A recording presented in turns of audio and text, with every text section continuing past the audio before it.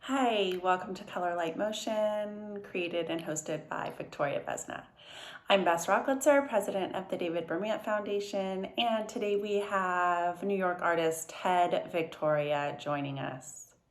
David Bermant began collecting Ted's work in 1984 and continued through the late 90s, at which time David's collection included over 10 of Ted's pieces.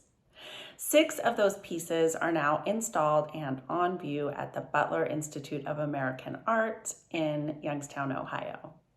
Thank you, Ted, for presenting. Please enjoy. Hello, Ted, and welcome. I'm so delighted to have you join and present your work. I have been showing your work to students, to friends, family, when we come and visit the Bermant Foundation before it moved to the Butler Museum. You were one of the favorites of David, and now with a lot of the new generation, you're coming back into the spotlight because you use low-tech tools, homemade projectors, camera obscura, and you create these beautiful installations that really make us think about our sense of reality. And one of the moments that everybody loved, and it was kind of an aha moment, is when we would open your boxes to show the mechanisms that are in the back. It was like this magic moment of these effects. And so I'm really so happy that you're going to present this to us from your studio, so we will actually see you open some of these boxes. So with that, I say a very, very warm welcome. And also welcome to your friends who joined us, Judith Page, Charles Yan, Jenny Scobell, EJ Won, and my colleague and friend Erki Huchtamo, who always joined us when we came to the foundation and the collection. They will be coming back after your presentation, and we will all be chatting about your wonderful magical work. Welcome. All right, so I'm going to start sharing, and I'll be the driver. This is the first image that you will be talking about. okay, this was there's a little story behind this construction of this thing, and it's the first time that got me to use a lens. And this was done when I was living in New Brunswick, in New Jersey, and I was the story that Judith Page and started. I'm going to finish. I was. It was a morning or an afternoon. I was eating a Howard Johnson's macaroni and cheese in a little aluminum plastic box that you put in the oven because there was no microwaves back then. And there was a card, and the card was science projects for children between 8 and 12 years old. I specifically remember that. And it said that if you just take a lens, a reading lens, and a piece of wax paper and hold the lens up to a window or any bright spot, a light or anything, and then take the wax paper and move it back and forth in front of the, in back of the lens, that you can project this image. And I did it, and I was kind of shocked because it projected everything upside down. It was like people walking by, just moving and like jumping up and down, but they were walking naturally. And I went down to the basement, got the cardboard, and I built this box, looking out of the window of Mrs. Vanjie's house, and it was upside down. So I decided, wow, I'm gonna try and mess around with this. And if we can go to the next image, this is 2 years later, where this is the University of Iowa. If you look at this, it's Iowa City. You're looking at the fraternity houses and whatever upside down, and the waters were upside down. And what I did after this is I cut out a lot of pieces out of plexiglass and hung them in different spaces in that room. So it's unfortunately I don't have a picture of that. This is it. We can go on to the next one now.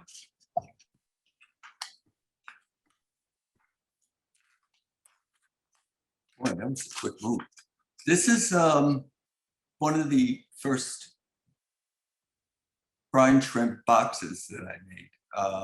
I constructed, I didn't construct them myself, but I bought them at Home Depot and kind of assembled the boxes and I ran through two of those buildings, or not buildings, but just, you know, because I was doing it wrong and I needed some help to just kind of get these things together.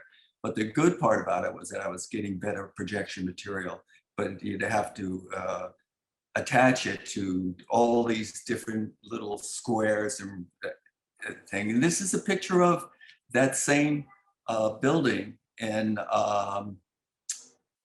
where was it? Oh, right. It's the Butler Institute house that I've had. That's one of them that wasn't in too good of a shape, but this one came out really good. And what you're looking at is a live brine shrimp, sea monkey, that I have 10 projectors inside that box on the floor, and through using mirrors to, you know, cover every inch of the box, the house itself. And I think it was one of my better pieces. I think we'll find more stuff to do with the sea monkeys and brine shrimp as we move along. And boy, this is a show of mine in Schroeder Romero and in New York. And this is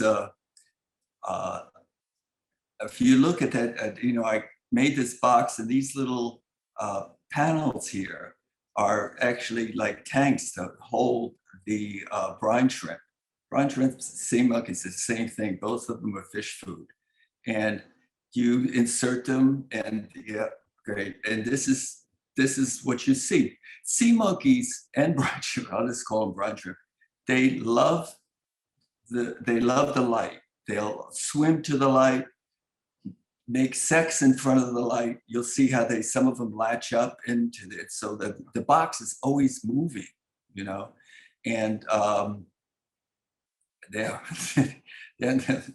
yeah, this is a wedding, I think, but they're all connected. And with the sea monkeys, what makes them good is you can see right through them, and the light passes through them.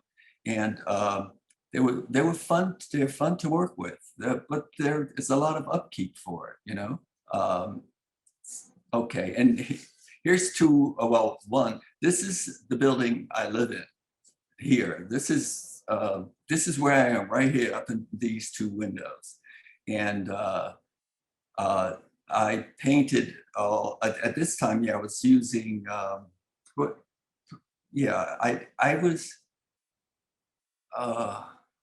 I painted the windows. I painted the windows with some soluble stuff. I had the name of it right here. Matte medium. Yeah, it was regular matte medium. And it's white, you paint it, and it dries, and you can pass the images right through it. This is the house, in my house in Soho. And it was up for about 6 months, and people were scared out of their mind. I mean, you know, like there were some people who thought it was sperm. There were some people who thought it was rats. And you'd hear somebody scream and just start running. At night, people would line up here or sit around here when it gets dark and eat food, bring out McDonald's or whatever something from Canal Street and sit there. This is this is an empty Woolworth building in the town that I was born and raised in Riverhead, New York.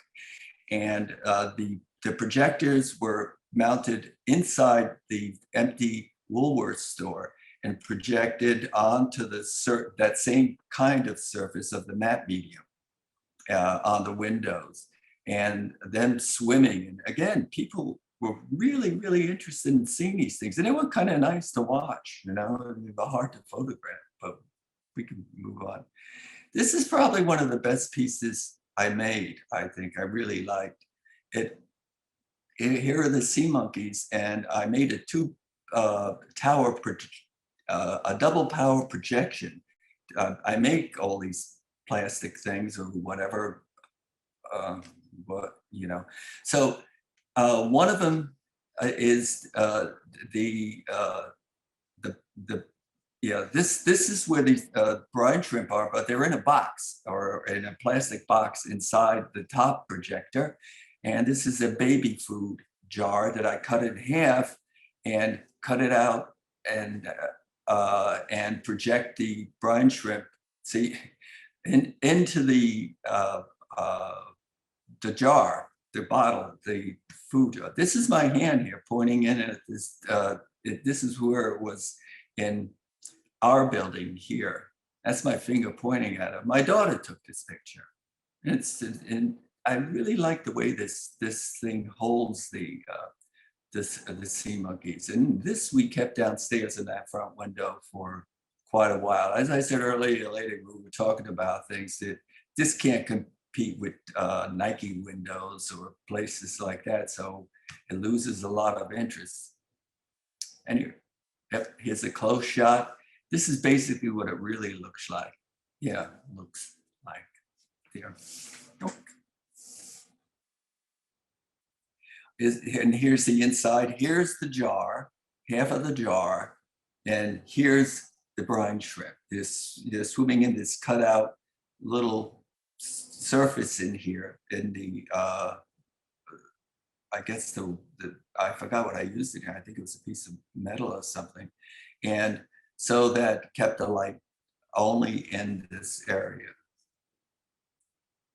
And I think this is the projector. And so here's up here is the box with the brine shrimp in it. That's here and here. And these are the mirrors that reflect the light into both upper projector, upper jar. This is a jar that's in the bottom projector. And I don't know how I do these, you know, it's just trying over and over and over again to get them exactly right, and starting out working and making it out of cardboard, or, you know, and but once they get together, they hold very well. I show this piece in a lot of places. Okay. Whoops, and here we are. The history of solar power, art and design. This is these solar pieces that I started working with. Now, this is when the sea monkeys are overlapped with other things that was I was using, or I found. I was making these pieces, sound pieces, by just taking these. Well, I had one of them here. What is transistor radio, and take it apart, and this is what they would look like. And if we won't have a close-up of it on here, but this is the I made 24 of these boxes, and built them, put them together, and we left them out in the woods, and I've never saw them again. This is, can we back up one, please? This is a piece that was in front of the Arts Craft building, which was right next to MoMA years ago. And this is one of my pieces. This is what this cylinder has exactly what you're seeing here inside of it. These are the solar panels, and they pick up whatever I wanted them to pick it up with. I mean, and I didn't have, I never had much of stuff to do it. It was like sometimes it was just radio talk, which I didn't mind. it was weather reports. Those weather reports only worked on when there was on sunny days, because that's how these things work, I guess. So, and we can go to the next one. Actually, this is an earlier piece, and I wish we had a closer shot of this. This up here is the solar panel, and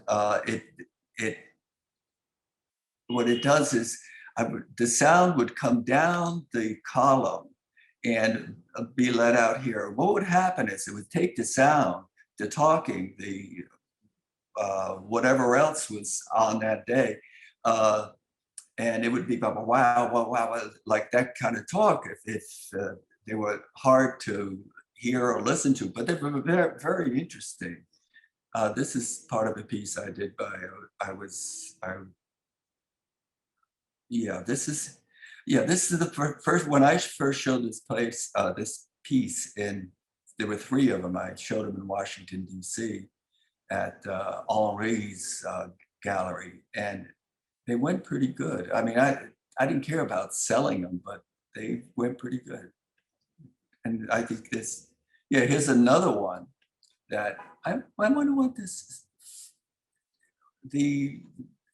The cylinder is up here, and it just is off the photograph, but this is a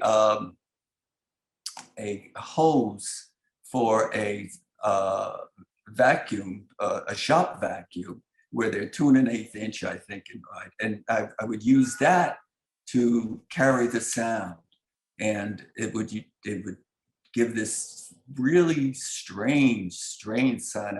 The thing I liked about these pieces is you could keep them outside, and some people did just keep them outside, and they didn't have to be, plugged into the walls or anything like that, because at this time when I was building these things, moving artworks were very popular, but they were all plugged inside, and I was kind of happy about doing this. And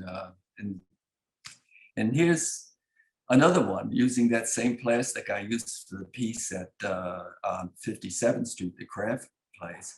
And here's the radio here, and here's the solar panels. Actually, in this book, it just says that I was the first one to use solar panels. Use solar panels in art. That's the 2 of these pictures were are in this book. I don't want to open it up here yet, but then the third picture is a piece of the first one I made, which I made from aluminum foil, and I hang it on the clothesline outside the house. And that thing was really crazy, But these are all things kind of like I found. I mean, I didn't go to art shops or whatever. I would buy most of my stuff from the Home Depot, and kind of work with that. And can we move on? Whoops. And these are some new pieces that we put in. They're very simple. They're using LEDs, LED lights. We've got tungsten light, halogen lights, and LEDs. And LEDs has helped my work a lot, because you don't have to worry about hot light or whatever. And they last for 24 years. That's true. That's what it says in a box. And when you buy them, and the fish love swimming in front of these are small fish, what are they? Minnows. And they would sail, they just swim around the lights and come back for it. And I kind of like it. They were fun pieces. I had a show at Robert Miller, and I was just wanted to do something else, and so I started playing around with it. And this is based on an old project that I had seen when I was very young, and saw these pieces. And here's some other ones. Oh, look, they're moving.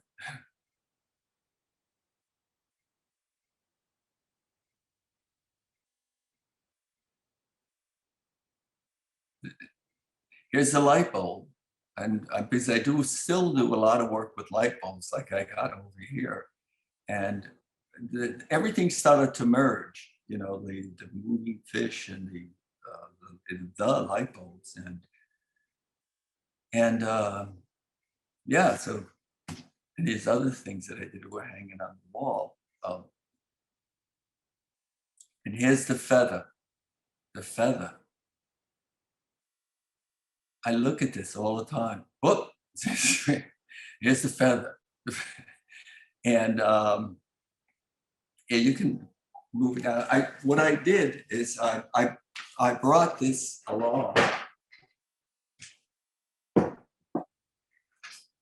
Ted, let's wait until you finish and then show. Well, this shows the okay. Yeah, we just have a few more. Yeah. Thank you. Where are you? Okay, let's move on. Yeah, these are the boxes that I work on, that I made. And these are fairly recent. It's a triptych, and it's called Figure It Out. I mean, there's that feather here, and this is a two-part piece where there's a pencil and a shadow off the pencil, and then this razor. So you could put it all together and call it whatever you want. I got this one here too. We're gonna pull this out later.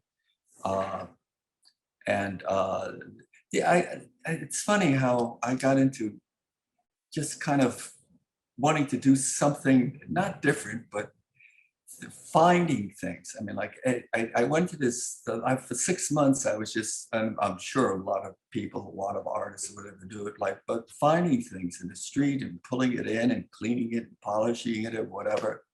And then making these very simple pieces. Again, these candles that you could buy. I took them apart, buy them, and took them apart. They'll burn. They look like they're burned. When I first saw them, I said, "Hey, I could do better than that." And I started, you know, giving burn marks at the top of the boxes and everything. And people would come in and say, "Whoa, you could put, you know, spray some water on that." And I didn't.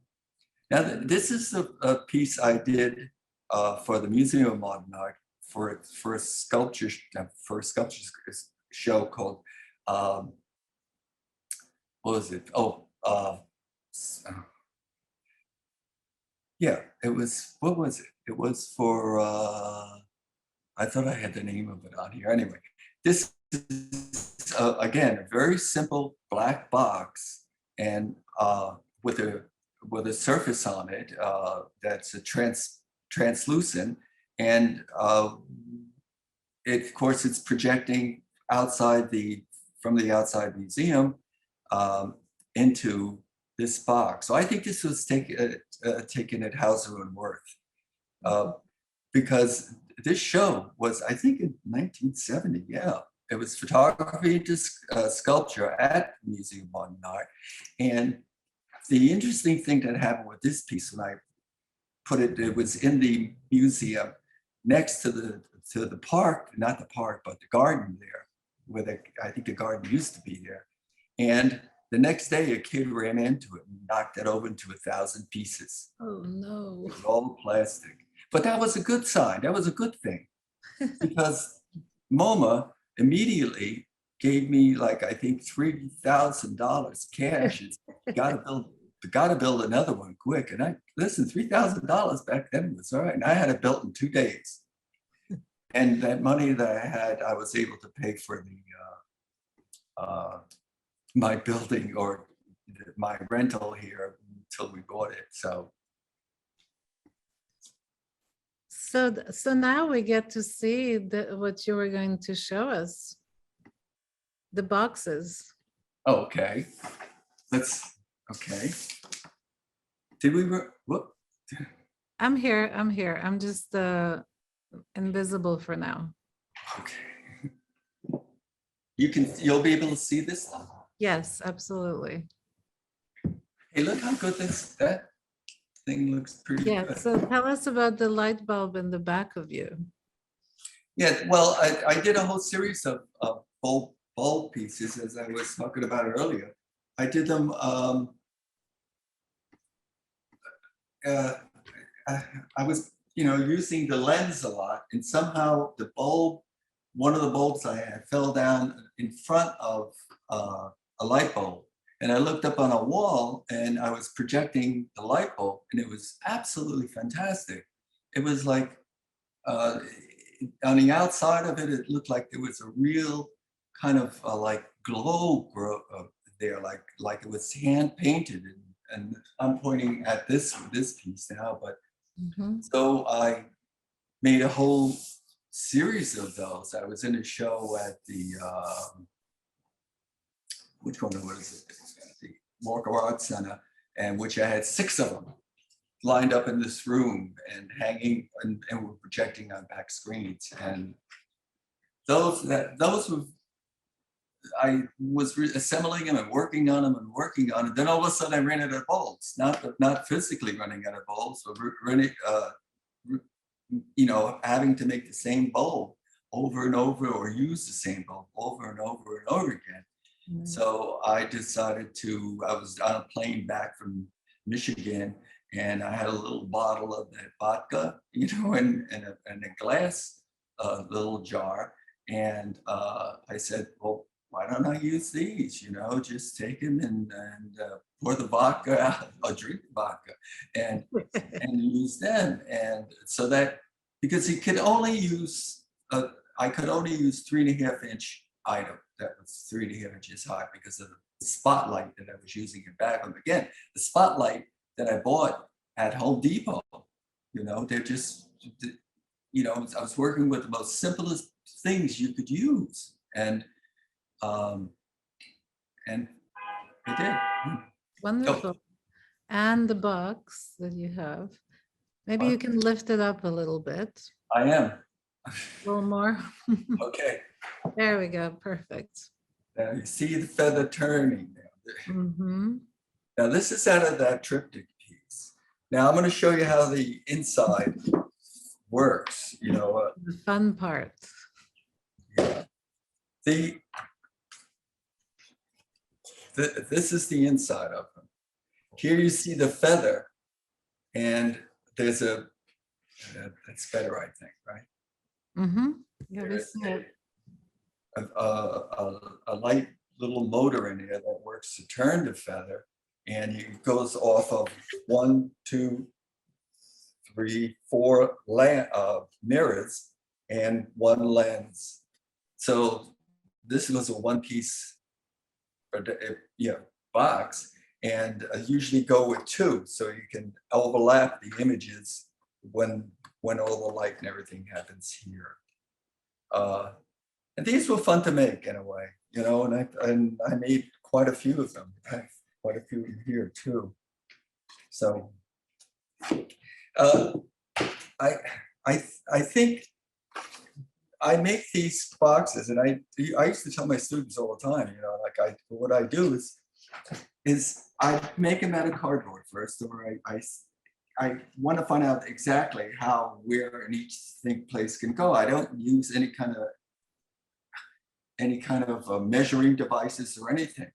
I'll put like the feather in here and let it sit there, and I'll move the lens around, and lens in that wall, and that mirror around, that mirror, until it becomes an image, a strong image here.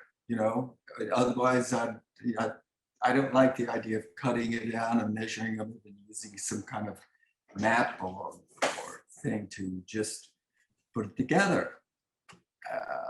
Because I was never good in math. I don't even think I took algebra, but whatever. And there you go. And now you have all these wonderful people joining who have maybe some comments or questions. We would love to hear from everybody. So Carol, Ted for many years. You met in the 70s in Soho, New York. Here we go. Oh, yes, I actually lived in that building We're up on the Amazing. 5th floor with that steep staircase. And so I walk by it every day going to work. It's awesome.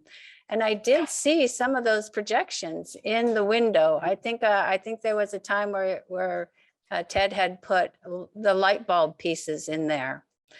But you know what? I didn't really know your work that well, and it's just fascinating. I mean, I love the sound pieces with the solar sound pieces. I really didn't know about those.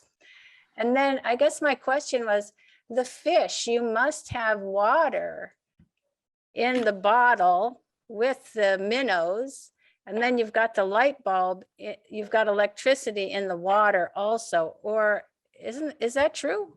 Yeah. Yeah. And how do you not have, how do you prevent things from growing in the water? Or is that magic or? Look who's here. just like you clean it.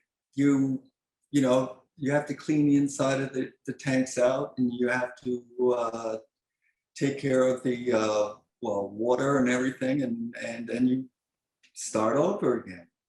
So is that part of the ongoing maintenance of the piece then? Is that part of the ongoing maintenance of the piece? Yeah, well, you can leave them for about, 2 weeks, and they'll take care of themselves.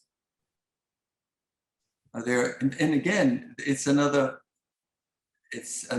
feeding food. Like the sea monkeys and minnows, you buy the minnows, they're 20 cents a piece, and you throw them into a larger fish tank, and all of a sudden they're gone. I had no idea. It's just amazing. Erky, do you have any comments? Yeah, I'm of course always thinking about these sort of like art historical links and connections. And so when I look at your work, so I think that there's a certain kind of some kind of a link with like this, shall we say, tradition of trompe-l'oeil painting, or so creating paintings. Like I'm thinking about like the Dutch paintings of the 17th century with like still lifes that look almost so real that you're so like tempted to touch those things. And I somehow think that some of those qualities in your work have been transferred to a completely different environment. So the kind of a different technological solutions, and also adding this mobility, so moving things. And so do you see any of these kind of connections yourself? Well, I think so. I know a lot of things that I've done work on because we're going to be seeing a piece, I think another piece of the, that we're going to end with. I went to see the Adoration of the Mystic Lamb in Brussels, and I was so involved with that piece. I went to see it 3 days, and I just liked the way they opened up the doors, and then it's all of a sudden it's bright interior is there, and it was mainly because I was younger. I was an altar boy at a church out in Long Island, and we had a lot of these kind of. I was very intrigued with them, and in my paintings that I was doing when I was in New Paltz, and I was studying with Ilya Bolotowski. Now he was a hard edge painter, and but I painted a lot of interior scenes. I made flat interior scenes, and I still have some of those paintings. In fact, I have one hanging in the bathroom. I could run in it, but I was keeping them flat, and I think they were quite good, and that carried over, and I didn't realize it because when I was some of the stuff that I did when I was doing installation work using a lot of these things floating or whatever, like with at Jane Baum Gallery. I built a house inside the gallery and had 3 rooms, and each thing in each room was a cutout on plastic and projected from the back. And it had a table with stuff on it, goldfish swimming in the tanks upside down. And that's what the camera obscura does. It turns it upside down. And yeah, I showed some at Ivan Karp. He was a good friend of David. And he introduced him to my work. He said, and Ivan told me that, he says, this guy's gonna love your work. This guy's gonna really love your work, and I know he was in there to look at it, but he didn't stay long, but it's, what? Sorry to interrupt. So Ivan Karp introduced you to David. I didn't know how you met David. Yeah, I think, it was the first show I had, I think it was in 1970 with, I had the dates down here. Was OK Harris, no, 1976. I was the first show of. I knew of 10 pieces that were in the collection, but I didn't know if you had done any installations at the different shopping centers that David owned. I was wanting to ask you if you had done that. I did one piece, but I did a piece that David wanted me to do on top of one of his box stores, and it was Oh, you did? Yeah, and he wanted me to do some kind of projection thing up there. He says, look, and I said, I don't like heights and everything. He says, don't worry, I'm gonna get you one of those things that go up and down, And I was, I started looking to some stuff, and I said, I'm gonna make something that I'm a drawing that's gonna be moving, And then I had a picture of a dog that I took 4 pictures of, and I made these projectors that, made them move, And I remember I found this one drawing of a hand going like this, and the inside of the 2 fingers was like gum. I thought it was bubble gum. And so I had that thing going. I had a dog over here, and I had the thing going like that. And I didn't know what it was. And we put the piece up, and we had a party, and we put the piece up, and look who's here. And everybody quite liked it. But then the police came about a week later or 2 weeks later, and the people in the store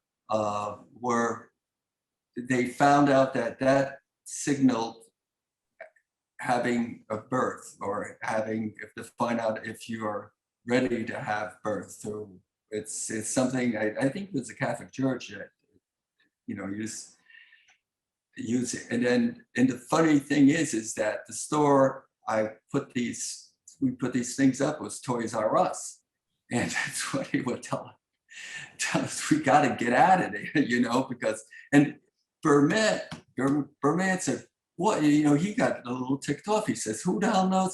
That's a birth thing, or a birth, for a woman's birth testing. That's what it's used for. And I guess it just didn't mix in well with Toys R Us or Kids R Us or something like that. So, but he left it up there.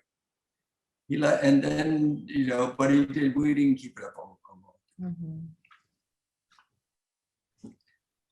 So Jenny, you have somebody else on your Yes, phone. I found Bob in a box. Bob in a box. I can get him to speak. Is Can he? you hear me? Anybody? Yeah, we can hear you. Oh, great. Double layers. He couldn't log in, so I FaceTimed him. So That's great. That was ingenious. That was a good solution. it's all about boxes. Here he is. There you go. Yeah, I think the magic in Ted's work is to when he takes it apart and you look at the back. Yes. I mean, Yeah. it's a miracle, and he uses like 16th century technology, Mhm. the mirrors and light, and comes up with this 21st century wizardry. You know, so it's you know, he should really, you know, show the back and the front somehow. When we were showing the work in the collection, and Erky was doing this as well, we would first show the Thomas Wilfred pieces, which I wonder, Ted, if you're familiar with Thomas Wilfred, but it was such a nice historical lineage to your work. And again, the magic of opening Thomas's work was just like yours, you know, so it's like the next generation of working with the magic box. Well, I used to, when I first started making these bulb projection things, and I very much wanted to, I didn't want anybody to be able to copy it because it was so simply made. Like I say, you could buy everything in a hardware store. It's just using, so I would put them in a, you know, 1/4-inch plywood box and screw them down so nobody could ever see it. And then, and it worked and everything was fine. Then all of a sudden I said, you know, if they can make these things, the heck with it, let them make the things. And I started making the sides out of plexiglass that you could see through and see how they work. But that confused them even more, you know, because people would go and say, how do you do that? You know, it was always questions as what kind of television is there? What are you using? You know, and what kind of television I said it's not television. I have to open it up and say, there's the feather, and they almost drop, you know. Judith, you know Ted's work really well. You wrote about it a few times. Yes, I did. I met Ted in the early 80s when I curated a show in Florida with another artist, James Byrne, and they both came down, and that's how I knew Ted's early spiel about finding this contraption in a cereal box. But since then, I mean, one of the things we really haven't discussed about Ted's work is the content, which is really powerful. And I'll read a brief quote since we've shown the brine shrimp house. And the one that I wrote about was, the title was, Is Anyone Home? A modified greenhouse filled with projections of cavorting live brine shrimp enlarged to gigantic size through his brilliant orchestration of lenses and light. The greenhouse is like a scaled up Monopoly house, a schematic representation of home in caps, an image of safety and comfort. Victoria's home, however, is filled with alien creatures swimming and procreating with abandon. One gazes through its translucent screen walls and is either seduced or repelled. For in Victoria's realm, there is a lightness, a freedom, a feeling of possibility that can bring joy as well as danger. Does one walk through the wall or stay outside? It is this ambiguity, this balancing on the razor edge blade of choice that gives Victoria's art its power. So I've had a lot of well, I've written several times about his work, and unfortunately he didn't show any of his the obscura projection boxes that were in a show I wrote about at Jane Bam in 1993. So it's like I've been familiar with the art, but the content, particularly his comments on media and the representation of media, is so prevalent now. People are, you know, back when he was doing these pieces, people were really thinking about that so much. And now it's like gotten to a critical point of being out of control. Yes. Ah, there's Bob Thiele. One thing I find fascinating in regards to the media component is Ted's work always seems to me about slowing down time. Very meditative. It has that Dutch stillness, you know, of the landscape paintings, and as growing up, you know, sort of in the earlier days of media. And anyway, my observation about what we're going through now is media has made our time hyper. You know, we're leaping into space. You know, that everything is speeding up faster and faster. And Ted's stuff is just insistent on slowness and that meditative thoughtfulness, which is very refreshing. And it's sort of, and then, you know, you open up the box and it's like, oh, it's not video. It's this unmedia media, so to speak. It's actually not media. It's actually real stuff.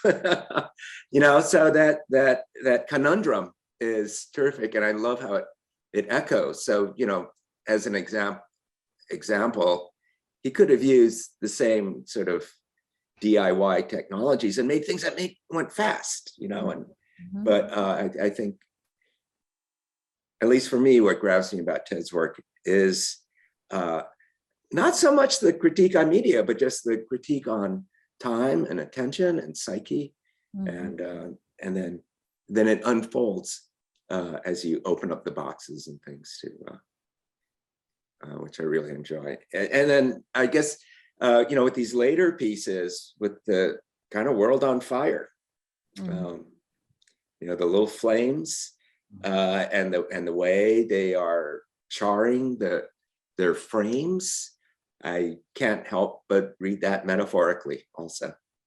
Thank you. And EJ, we haven't heard from you. Well, I was just thinking that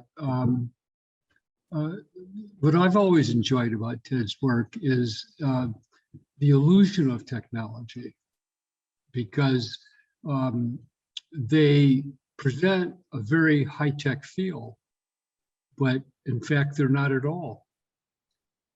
So I've always been of two minds about revealing the mystery of the real brilliance of how Ted's images are made. I remember, maybe Ted does too, at a show, Ted was in a group show at the Clock Tower. I don't know how long ago, 30 years ago or something. And I was talking to Geldziller, and we were talking about Ted's stuff, and I said, do you want to meet the artist? And he said, sure. So I walked him over, and I was astounded that Ted was so forthright in how he created his work. He actually opened it up, and you know, I mean, I was as startled as anybody, because I hadn't been inside one before.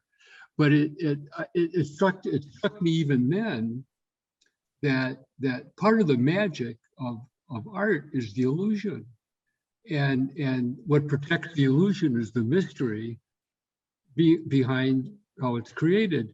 And Ted has always been forthright about showing the magic.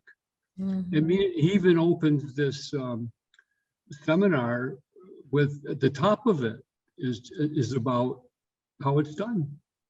So my hat's off to him for that. I mean, I think a lot of us hide behind the mystery, but Ted's just out front. Thank you. I actually like, when I first encountered Ted's work, it was I forget where it was in the show, and the boxes were closed, of course. And I still like that mystery. I don't want to see behind the box, because you go up to it. I mean, I can recall thinking, oh, video. And then going, wait, no, this is not video. And then how you know, technically how, but that's a little bit of a distraction in terms of from why. But that, I feel like that mystery helps me with the why. It helps me explore the why more. It is. You know, because you can stick your finger in that thing. Yeah, I'm sorry. It's actually very, very interesting how this discussion, so to say, seems to be going to the influences around the selected time, let's say the early modern era, so in the 16th and the 17th century, and things like, you know, what was called as magia artificialis, magic, artificial magic, that was created by people like Athanasius Kircher, the Jesuit savant. And I think that these two aspects that have been raised also by EJ and you are very much sort of like really interestingly sort of like foundational for the work that that is producing. And I think that the interesting thing is also this certain kind of so this vagueness in the relationship of like keeping the illusion or revealing the illusion, and see, it's a sort of like a theme that came up over and over again. So, and that also had to do with like the very, very early magic lantern projections, you know, for example. So using this kind of a box with a light inside and some kind of pictures producing things on the wall. So for some people, it was the magic of these images that appeared in places where people had never seen such images. For others, it was this question about how it was done. What is this magic little tin box with lenses that can do that? And I think that these two aspects were never sort of like kind of like, so they did not explain each other away. There was just more like some kind of a dynamic, interesting, creative dynamics between these two aspects. And I was just inspired, you know, to think about these things when I watched and listened to Ted's presentation, and then I heard your comments, because it sort of like helps me put this work really in this bigger picture, and I start seeing how huge actually sort of like a background and sort of like field background canvas there is for this work that Ted has been doing, and obviously in a very original way, but adding to a tradition of these elements, and that's very fascinating for me. You know, you mentioned these Jesuit priests and so on, and it struck me that, yeah, and what you were talking about, that, yeah, that even the church in the beginning was about awe, creating awe, and you know, we use different mechanical means to do that. So maybe in the very early days, just these paintings that had representational manner, you know, that was awesome. You know, you go into churches and the story of the Bible or whatever, and so these are all, it was about using material means to create awe. And that became, now I have to, I'm not a very religious person, so that's, my comments are coming from that. But, you know, wanting to create awe with these mechanical means that, in a sense, is that the mechanism behind religion in a way?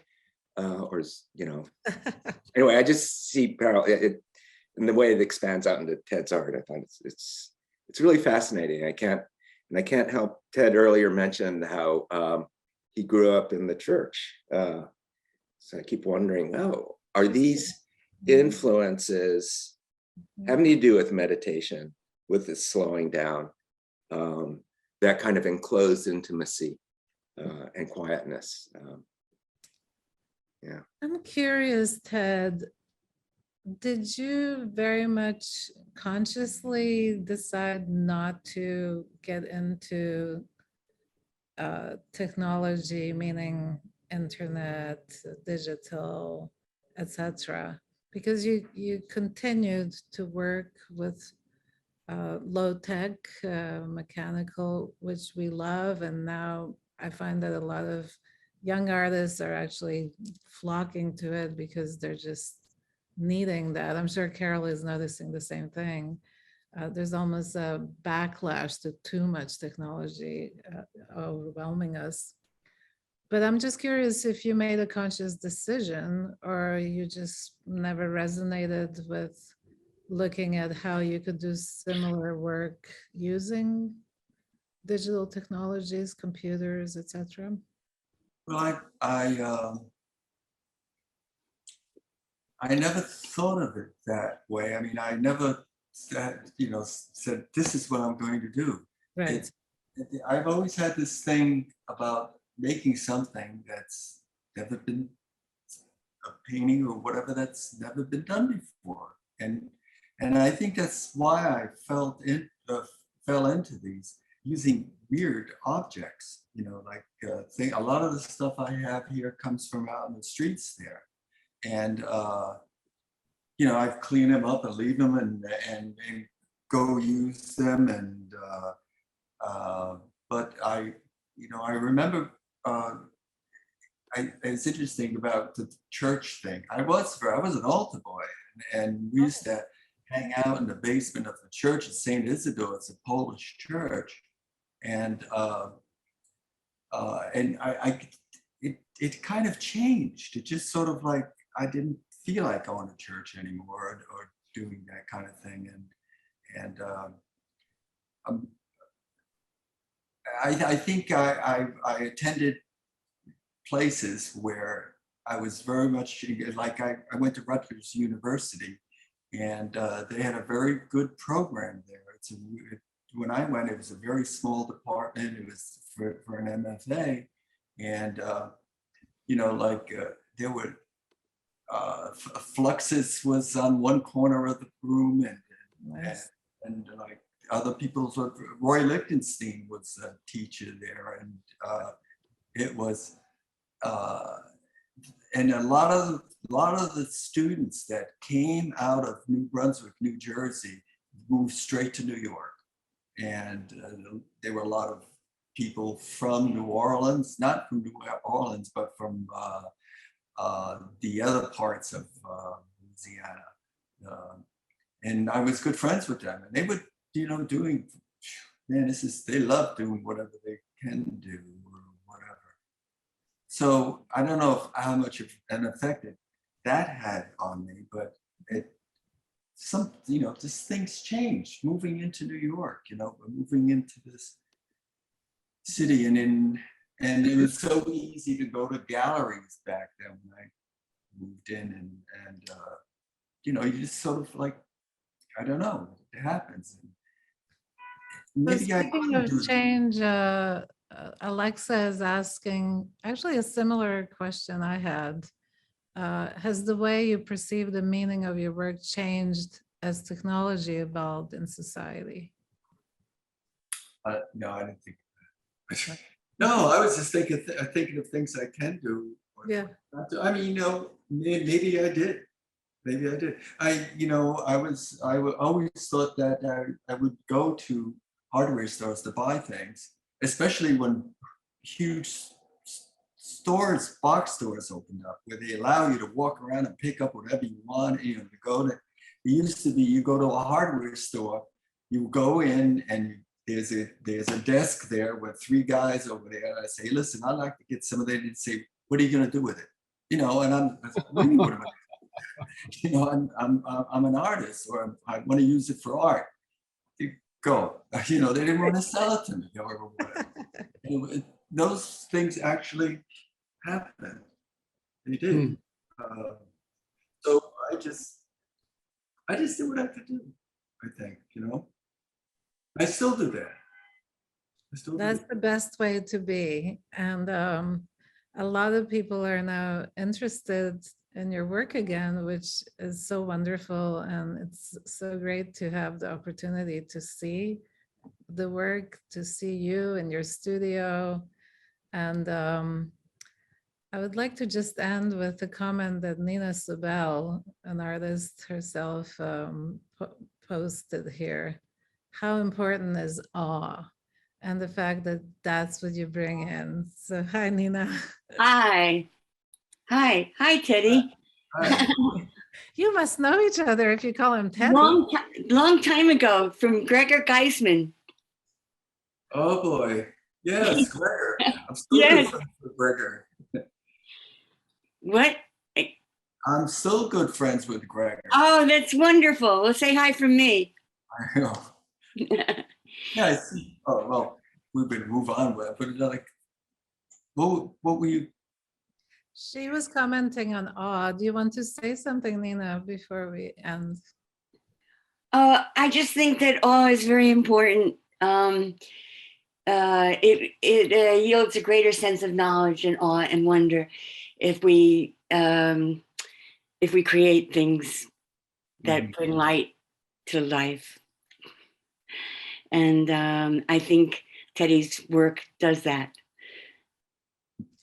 So that's a beautiful way to end. And I think we're all in awe of your work. So thank you so much, Ted, for sharing and spending so much time to prepare this. We so appreciate it. And thank you to our guests. It's wonderful to see the community that you have and that we come together as a community to celebrate your work. So, Wonderful insight also. It was wonderful. thank you. All right, everybody, all the best. Thank you. Yeah. Let's all go over to town hall. Gonna go have mac and cheese and see what happens. Everyone, see you all soon.